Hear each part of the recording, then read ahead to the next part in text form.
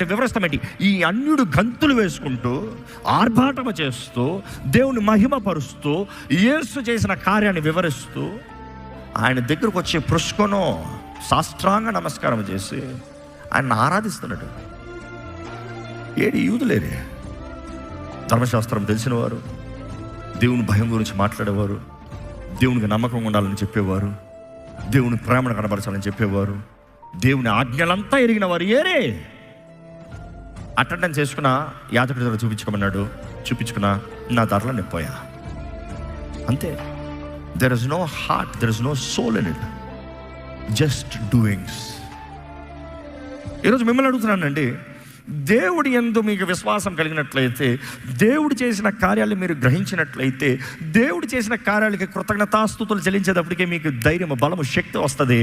ఇంత చేసిన దేవుడు, ఇంతవరకు నడిపించిన దేవుడు ఇంక ముందు కూడా నడిపిస్తాడు.